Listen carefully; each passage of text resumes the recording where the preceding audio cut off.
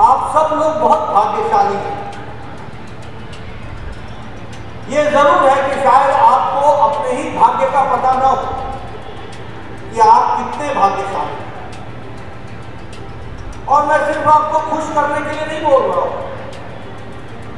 मैं इसलिए बोल रहा हूं कि आप उस राजनीतिक दल के कार्यकर्ता हैं जिसको यह सौभाग्य मिल रहा है कि जब वो चुनाव के मैदान में उतर रहा है तो उसके पहले ही उसके चेहरे पर जीत का आत्मविश्वास साफ दिख रहा है। ये हमारे भाग्य है। क्या आप इसलिए भी भाग्यशाली हैं क्योंकि ये जो आपको सफलता का फल मिल रहा है, इसके पीछे 4-4 पीढ़ियां खप गई। आशीष दुबे को सिर्फ हमने लोकसभा में नहीं भेजना है, हमने भारत का रिकॉर्ड बनाना है कि मोदी जी के नेतृत्व में 400 पार करके हमको दिखाना है। मैं कह रहा था कि हमारी कार्यकर्ता सम्मेलन जनसभा में परिवर्तित हो जाता है। वो इसलिए हो जाता है क्योंकि हमारी पार्टी 18 करोड़ की पार्टी है। हमारी पार्टी में लगभग 1,16,000 शक्ति केंद्र हैं। हमारी कैडर देश की पार्टी है। भारतीय जनता पार्टी के राष्ट्रीय अध्यक्ष जगत प्रकाश नड्डा ने मध्य प्रदेश में अपने चुनावी अभियान का आगाज महाकौशल की सरजमी से किया है। आज जबलपुर लोकसभा सीट पर उन्होंने एक विशाल कार्यकर्ता सम्मेलन को संबोधित किया और इसमें बूथ स्तर के कार्यकर्ताओं को ये भरोसा जेपी नड्डा ने दिलाया कि उन्हें जीत सुनिश्चित दिखाई देती है, बस कार्यकर्ताओं को जीत का अंतर बढ़ाना है और यही जिम्मेदारी उनको सौंपी गई है। क्या कुछ खास बातें उन्होंने इस संबोधन में कार्यकर्ताओं से की, आइए आपको दिखाते हैं। कि यहाँ बैठे लोग, हमारे कार्यकर्ता, आप सब लोग बहुत भाग्यशाली हैं। ये जरूर है कि शायद आपको अपने ही भाग्य का पता न हो कि आप कितने भाग्यशाली हैं। और मैं सिर्फ आपको खुश करने के लिए नहीं बोल रहा हूं, मैं इसलिए बोल रहा हूं कि आप उस राजनीतिक दल के कार्यकर्ता हैं जिसको यह सौभाग्य मिल रहा है कि जब वो चुनाव के मैदान में उतर रहा है तो उसके पहले ही उसके चेहरे पर जीत का आत्मविश्वास साफ दिख रहा है। ये हमारे भाग्य है।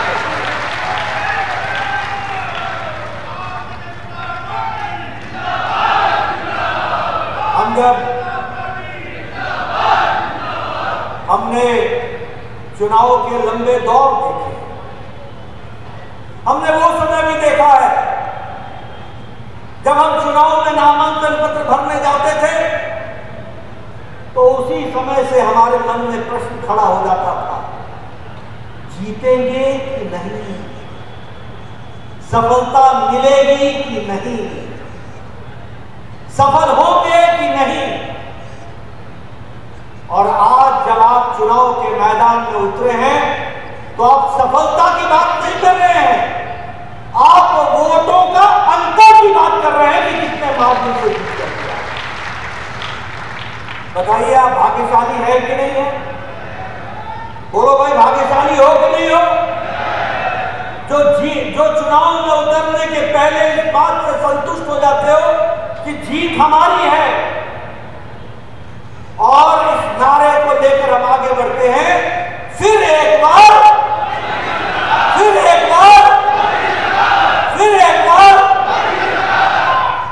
और आपको मैं एक बात और बताना चाहता हूं कि आप इसलिए भी भाग्यशाली हैं क्योंकि ये जो आपको सफलता का फल मिल रहा है, इसके पीछे 4-4 पीढ़ियां खप गई। ये उनका तप है, ये उनकी मेहनत है,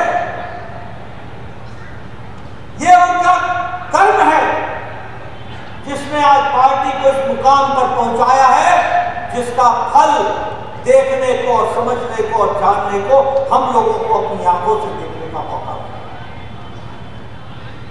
यहां बैठे हैं बहुत लोग मेरे बारे में जबलपुर का रिश्ता बता रहे थे। मैं आपको ये बताना चाहता हूं कि इसी जबलपुर में लोकसभा का चुनाव अपनी जमानत बचा करके जनसंघ का दिया का दीप जलाने के लिए लगाया करते थे। ये भी हमने दिन देखा, हमने वो भी दिन देखा है जब लोग अपने घर की जमीनों को बेचकर सिर्फ चुनाव में जनसंघ का दीप जले, इसके लिए भी काम किया था। और आज हम इस मुकाम पर पहुंचे हैं कि हम दुनिया की सबसे बड़ी पार्टी बनकर मैं बैठा बैठा सोच रहा था कि आप भाग्यशाली कितने हैं। मैं बार बार भाग्यशाली बोल रहा हूं। आज भारत में ऐसी राजनीतिक दल भी कम रह गए हैं जो अपनी जनसभा इतनी बड़ी कर ले, जिसकी संख्या इतनी बड़ी हो। ऐसी पार्टियां भी अब कम हो गई, सिकुड़ गई हैं। और हमारे पार्टी का कार्यकर्ता का सम्मेलन वो जनसभा से बड़ा हो जाता है।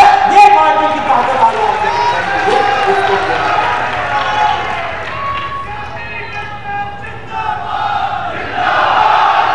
इसलिए मित्रों, अब मेरी दूसरी बात सुनना।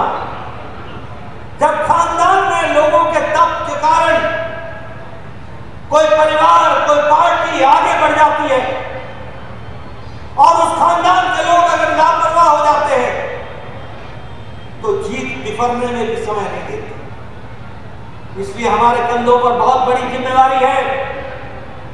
4-4 पीढ़ियों की तप को हमको संभाल कर रखना है।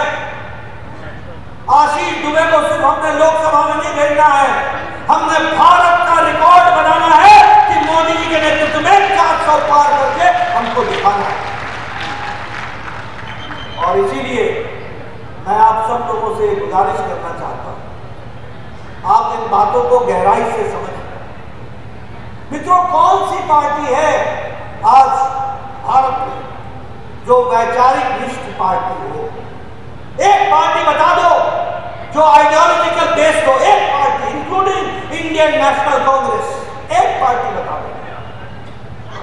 जो सोशलिस्ट चले थे वो कैपिटलिस्ट बन गए। उनका सोशलिज्म का नारा धरा का धरा रह गया। जो मध्य मार्गी चले थे वो दक्षिण मार्गी हो गए। जो लोग मध्य में चलने की बात करते थे उनका आइडियोलॉजिकल शून्यता सामने हमको दिखती है। लेकिन अकेली भारतीय जनता पार्टी है जिसने अगर सन 51 और 52 में जनसंघ ने कहा एक देश में 2 निशान, 2 विधान, 2 प्रधान नहीं रहेंगे, तो 2019 की अगस्त महीने में हम लोगों ने धारा 370 को धाराशाही कर दिया। ये हमारा वैचारिक प्रतिष्ठान है। लोग कहते थे कब तुमको मौका मिलेगा, धारा 370 नहीं हटने वाली है, कभी नहीं हटेगी धारा 370। लेकिन मुझे खुशी है ये कहते हुए कि मोदी जी के नेतृत्व में और उनकी इच्छा शक्ति के कारण और हमारे अमित शाह जी की रणनीति के कारण धारा 370 धाराशाही हो गई और एक देश में एक निशान, एक विधान, एक प्रधान तय हो गया। इसको भी हमको समझना। लोग कहते थे,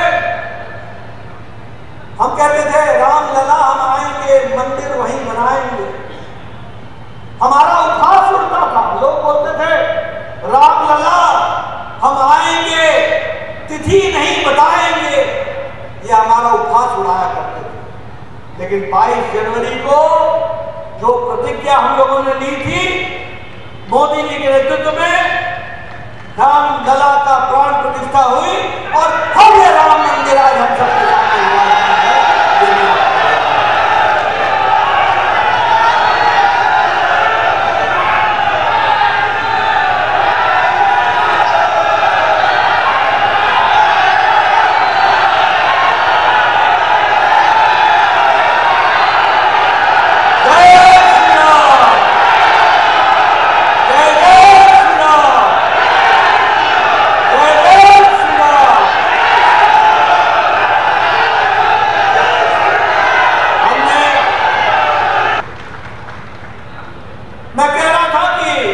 हमारी कार्यकर्ता सम्मेलन जनसभा में परिवर्तित हो जाता है।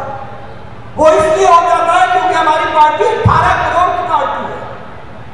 हमारी पार्टी में लगभग 1,16,000 शक्ति केंद्र हैं। हमारी कैडर बेस की पार्टी है। हमारे लगभग 6,40,000 बूथ की समिति है। आप बताइए कोई राजनीतिक दल है जिसकी 6,40,000 बूथ समिति हो? है कोई राजनीतिक दल? मैं पीछे से आवाज सुनना चाहता हूं, है कोई राजनीतिक दल? है कोई राजनीतिक दल? ये अकेली है तो भारतीय जनता पार्टी।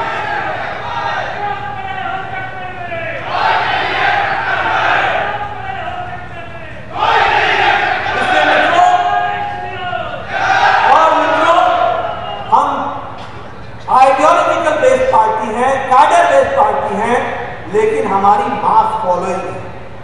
हमारे 303 एमपी हैं और इस बार हम अपना ही रिकॉर्ड तोड़ेंगे।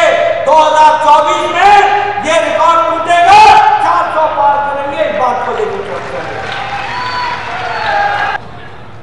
आज हम भारत मोदी जी के नेतृत्व में 5वीं सबसे बड़ी अर्थव्यवस्था बन गई है और आने वाले समय में हम 3री अर्थव्यवस्था बन जाएंगे 2027-28 में। इसको भी आपने याद रखना। स्टील के प्रोडक्शन में हम चौथे से दूसरे नंबर पर आ गए हैं। मोबाइल के मैन्युफैक्चर में हम सबसे आगे खड़े हैं। 97% मोबाइल हम बना रहे हैं। ऑटोमोबाइल इंडस्ट्री में मार्केट में हम 3रे नंबर पर दुनिया में खड़े हैं। हमने जापान को पछाड़ दिया। हमने अर्थव्यवस्था में ब्रिटेन को पछाड़ दिया। ये हमारी ताकत है, मोदी जी के नेतृत्व में जो खड़ी है। हमारे पास, ये हम सौभाग्यशाली हैं कि हमारे पास नेता है, नीति है, नियत है, निर्णय लेने की ताकत है और आप जैसे देव तुल्य कार्यकर्ता हैं जिसके कारण किसी और पॉलिटिकल पार्टी में नहीं है। और इसीलिए हम politics of performance, politics of report card, politics of accountability, politics of good governance, इन सब नई बातों को लेकर के आगे चल रहे हैं। आपसे मेरा निवेदन है, जीत निश्चित है, लेकिन जीत के अंतर को बढ़ाना है, ये आपकी जिम्मेवारी है, इसको आपको पूरा करना है। और इसीलिए मैं आपसे निवेदन करना चाहूंगा, कोई बूथ पर नव मतदाता छूट न जाए, कोई न छूट जाए। जो 18 साल के हुए हैं उनको आपने घर घर जाकर के उनसे संपर्क करना है। कोई हमारा बुजुर्ग कार्यकर्ता नहीं छूट जाए, इसकी चिंता करनी पड़ेगी। कोई हमारा लाभार्थी न छूट जाए, इसकी हमको चिंता करनी पड़ेगी। हमको घर घर जाना पड़ेगा। बोलो, मेरे को वायदा करते हो घर घर जाओगे? हर बूथ के हर घर में हमारा पन्ना प्रमुख जाएगा। वायदा करते हो? उनके दुख दर्द को समझोगे? उनको आगे ले जाने का काम करोगे? ये हमारी जिम्मेवारी है कि हम पार्टी को मजबूती दें, घर घर जाए, गांव गांव जाए, मोहल्ले मोहल्ले जाए, हर जगह जाकर के कमल का संदेश दें। लोगों को बताएं कि किस तरीके से पार्टी को आगे बढ़ाना है, किस तरीके से हमको जो मोदी जी काम कर रहे हैं उसको हमको जनता के सामने रखना है, उनका आशीर्वाद लेना है। और बूथ के प्रमुख से मैं एक निवेदन करूंगा, एक बात याद रखना, जिसका बूथ सुबह सुबह सबसे पहले सज जाता है वही विजय होता है। इस बात को भी आपको याद रखना। मैदान में जो पहले खड़ा हो जाता है और दुश्मन को पछाड़ देता है, वो सारे दिन उसको पछाड़ता है, इसको याद रखें। इसलिए मेरा निवेदन है बूथ अध्यक्षों से, आप जाइए, घर घर संपर्क कीजिए, एक एक लाभार्थी से मिलिए, उनसे पूछिए, अम्मा बताओ तुमको आयुष्मान भारत में कार्ड मिलने के कारण आपके जीवन में क्या परिवर्तन आया? उज्ज्वला योजना के बारे में पूछिए, स्वच्छता अभियान से शौचालय के बारे में पूछिए, सौभाग्य योजना से बिजली मिलने के कनेक्शन के बारे में पूछिए। प्रधानमंत्री गरीब कल्याण अन्न योजना से उसके जीवन में क्या फर्क आया है, उसको जानने का प्रयास कीजिए। प्रधानमंत्री किसान सम्मान निधि से कैसे किसी किसान की जिंदगी में परिवर्तन आया है, इसको समझने का प्रयास कीजिए।